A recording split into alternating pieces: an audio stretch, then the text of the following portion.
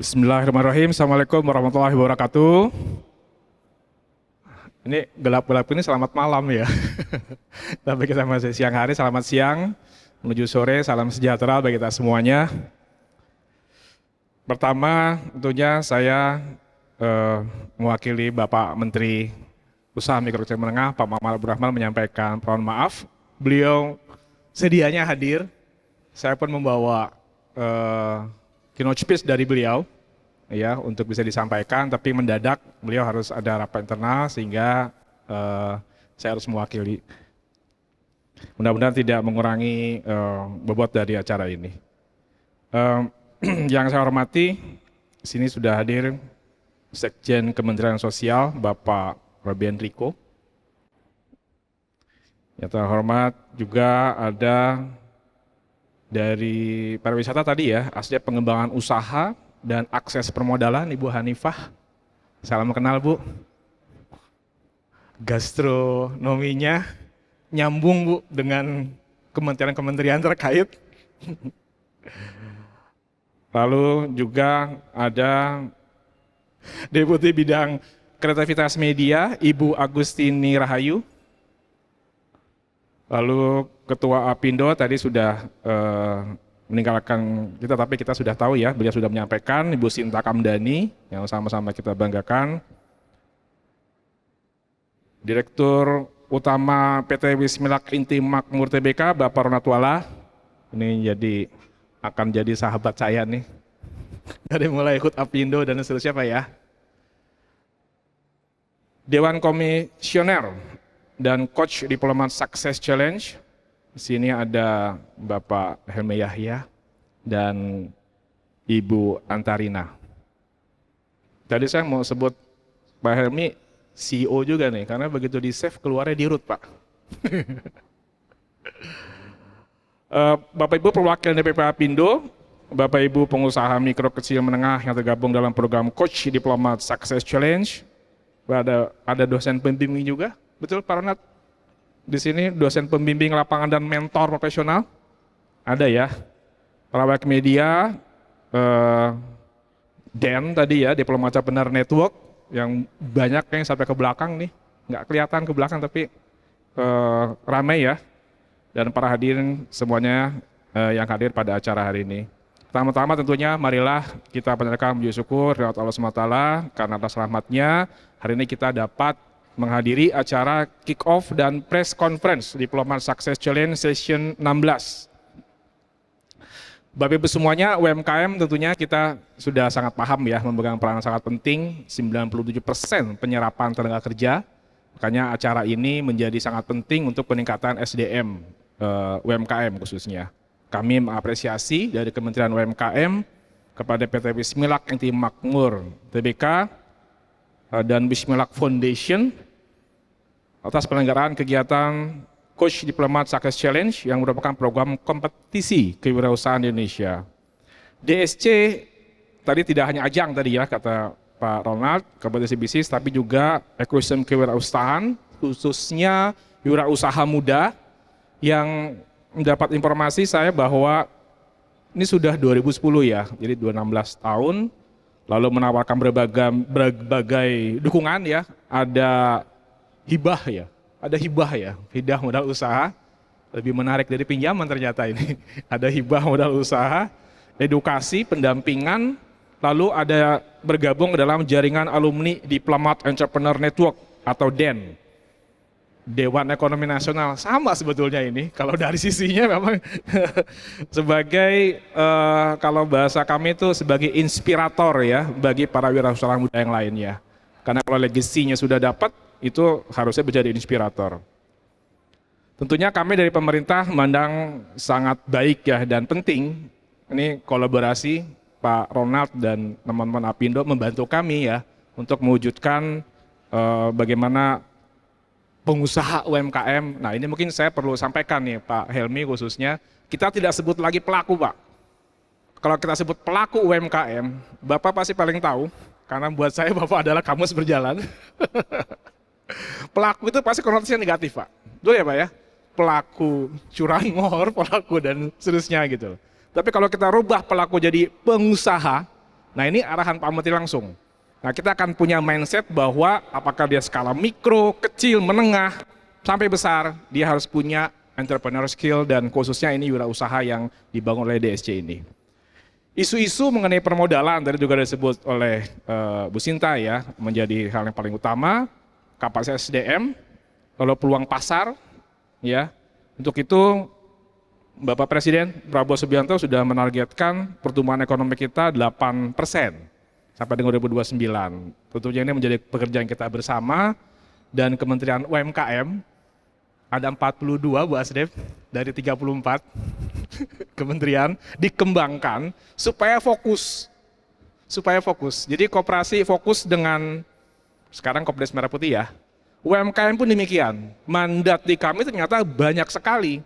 PP 7 2021 tentang kemudahan pelindungan pemberdayaan UMKM dan koperasi itu banyak sekali dan perlu ada regulasinya melalui permen-permen gitu.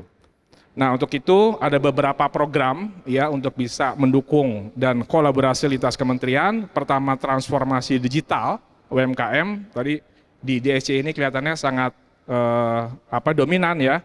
Lalu kedua perluasan akses pembiayaan. Nah, ini kalau bicara UMKM ya yang bahasa kami terhubung rantai pasok dengan pengusaha-pengusaha menengah dan besar. Sebetulnya kalau UMKM sudah ada KUR ya, 300 triliun.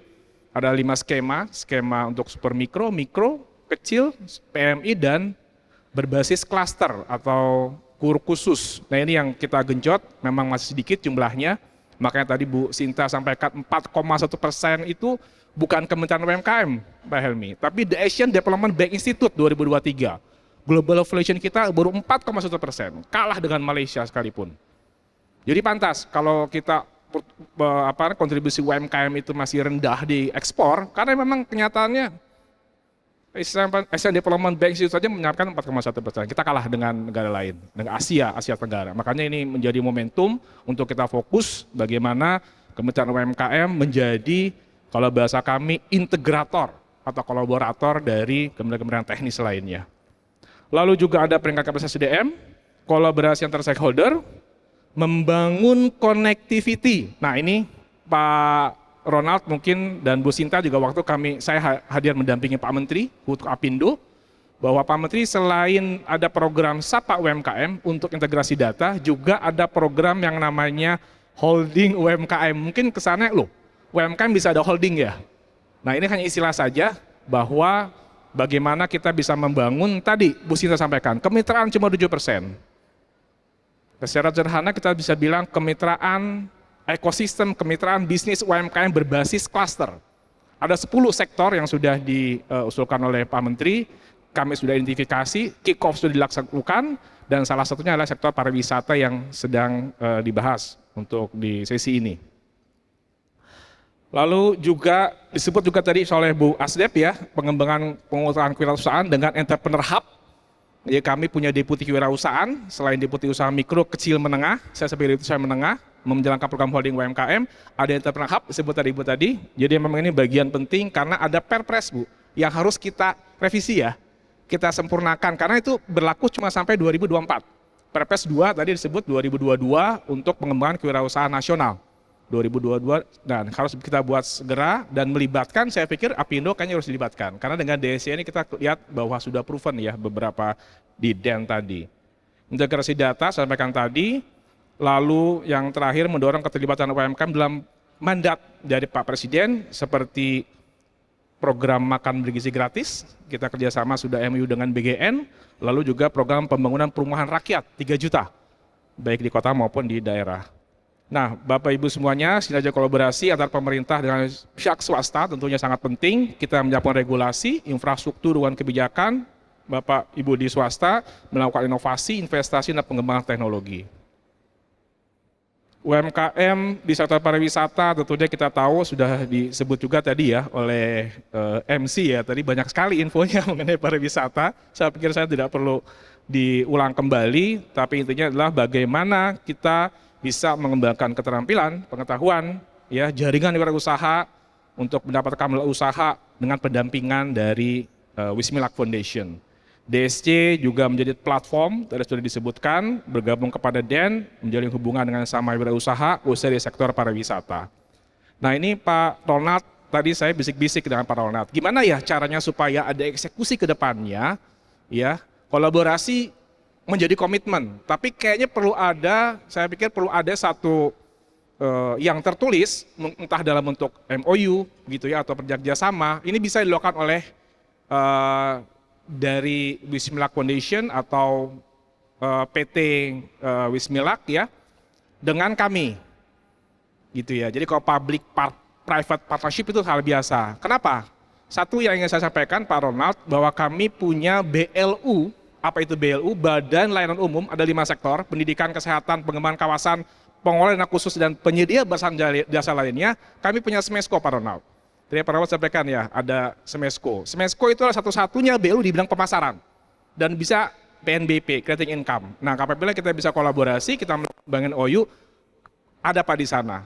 Persoalan-persoalan ekspor dan seterusnya, informasi pasar Bapak sampaikan tadi, itu menjadi bagian tugas dari SMESCO sebagai trading house. Jadi kelihatannya harus ada eksekusinya Pak, supaya nanti kalau nanti rencana di Bandung Agustus ya, Pak Menteri bisa hadir mudah-mudahan ya Pak ya. Kami sampaikan laporan ke Pak Menteri.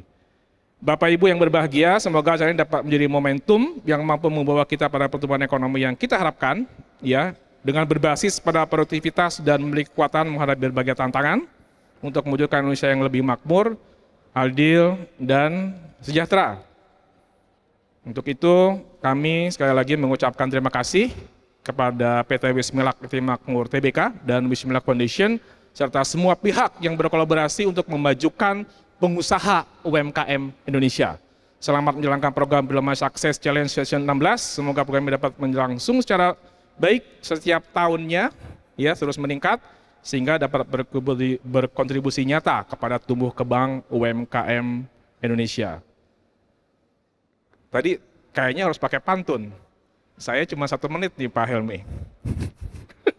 Buah anggur, buah kiwi. Enak rasanya, tak buat mual. Mari biasakan kolaborasi agar karya semakin optimal. Assalamualaikum warahmatullahi wabarakatuh. Selamat siang.